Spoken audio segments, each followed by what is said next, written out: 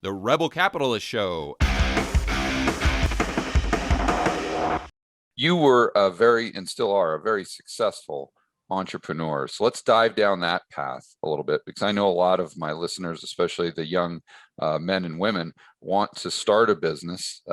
Especially in today's economy, it's very difficult to get ahead by doing anything else, really, with the job market and with the economy. So what did you do? How did you make it happen? And what were the things that you learned along the way? I mean, if you had to talk to your 20-year-old self today and give you advice on how to be a successful entrepreneur, what would you tell yourself? If I would listen, so let's just assume that I'm going to listen at 20, which most 20-year-olds probably wouldn't. Yeah, but if I'm exactly. going to listen to the advice of this old, bald, bearded man, as he sits his younger version down, I'd probably have words for him along the lines of take bigger risks, work harder, spend less time chasing women, spend more time chasing excellence. Yeah, right. I'd give him the lecture about how your sexual marketplace value as a guy increases as you get older, and stop having such a scarcity mindset around women. For men, we usually peak around 35, in our late 30s, 35, 40, somewhere in and around there. Women peak much younger because men are success objects to women and women are beauty objects to men. And it's always been that way, throughout history. But as far as that guy goes, those would be the main talking points that I would give him, would be, specifically focus on chasing excellence, not women, and take bigger risks. Because when you're 20, you can mess up many times. You can trip, fall down, break a few bones, scrape your knee, but get back up and get back up many, many times. As long as you don't lose, you got to take every lesson and learn from it. You've got a lot of runway in front of you as a 20-year-old. 50-year-old guys don't. They've got to be more targeted with what they're doing, especially if they're starting up a business. Hopefully they've had some success by now, but 20-year-olds can make quite a lot of mistakes and still come back from it very, very easily. Yeah, talk about how important it is to take action. And I mean, we hear that all the time, and it's obviously cliche, but it's so true. And so many people out there, and I see this with investors and people who are wanting to be an entrepreneur, is they get this paralysis of analysis, where they're trying to plan out their business for the next 5-10 years before they even set up an LLC or something like that. And I always try to encourage those people. I say, listen, just get off the couch and do something, no matter how badly it sucks or how bad it fails. It doesn't matter, because what you're going to find. And what I've in my life, I found that it's never the what ends up happening 3 years down the road was never the plan to begin with. Never, ever, ever. You're just throwing 10 things up against a wall just to see which stick. And then the ones that do stick, then you iterate on those ideas until you come to something that's working well. And then you do more of that. And I know you work with a lot of men in this area of entrepreneurship. So do you see that as well, where it's just hard for them to take action because they're just stuck in their head? And then if so, what do you do to help them, get off the couch and just not be afraid to fail and understand how important that iteration process is? Yeah, those are great points. So the two things that come to mind is, one, the entire purpose of a business is to make money. It's not, a lot of people come at me with businesses or business ideas that they hate, or that it's more of a hobby, or nobody's willing to exchange whatever product or service that they're offering for their hard-earned money. If people aren't throwing money at your business, and it's different. There's other types of businesses where it might be user acquisition because it's software as a service, and there's no money being thrown at the person. But they have to have a genuine interest in what it is that you're selling, and ideally, you should be able to generate raving fans very, very quickly and easily. So there's that component of it. Is it's got to make money. People have to want to use it and throw money at it.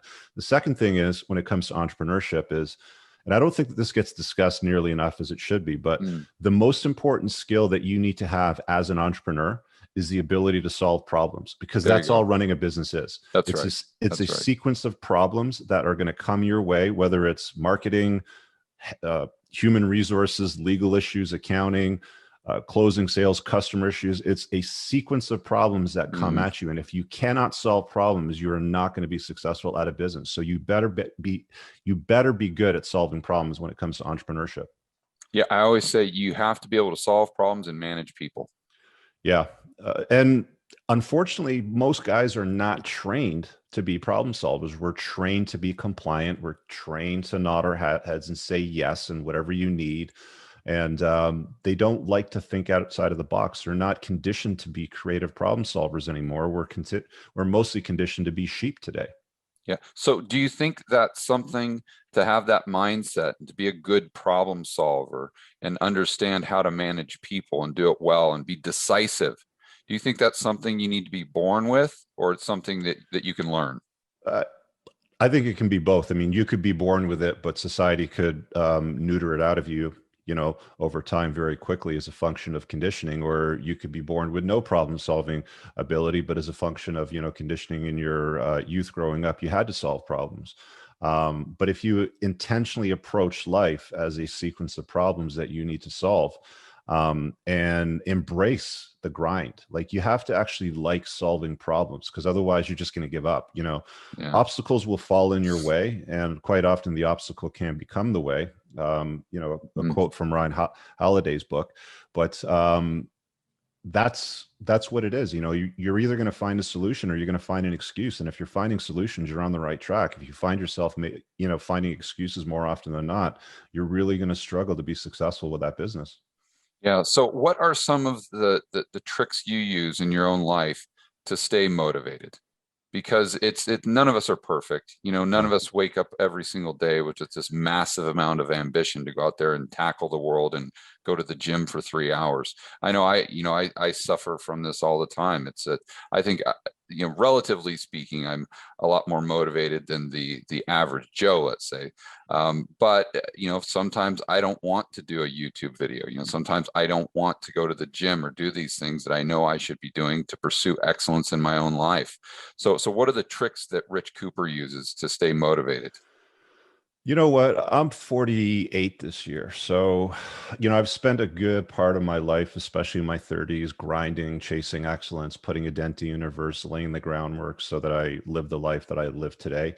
And it's not that I've lightened up that much, but I'm a lot more. I mean, people that have known me for a long time would say, Rich, you've kind of cooled your jets a little bit.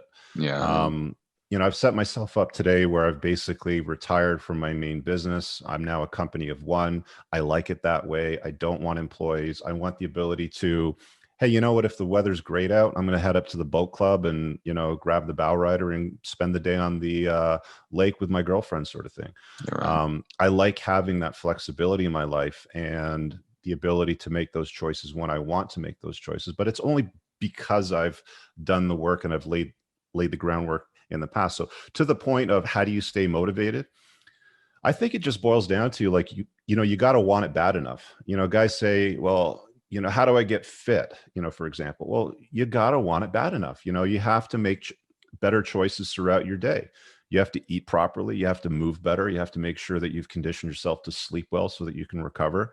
There's a lot of things that you've got to consider, but you got to want it bad enough, at the end of the day. Do you have routines? And the reason I ask that is because for me, I think if I do something consistently, and I don't know, there's some psychological rule there. I don't know if it's 21 times or 30 times or something like that. But as an example, let's say that I'm, I haven't been to the gym for a while, and you really don't feel like going. But I know that if I go, let's say 2 weeks in a row, and make it routine, and at the same time, it'll get to the point where if I don't go to the gym at that time, then it feels kind of awkward. And like I really want to go. I'm kind of creating that habit through routine. Do you do that as well? Yeah, I think the science on that is something like after 90 days, it really becomes a habit for you. Yeah, something like that. And I found the same thing. Like I go to the dojo and I train in striking mostly these days, so boxing.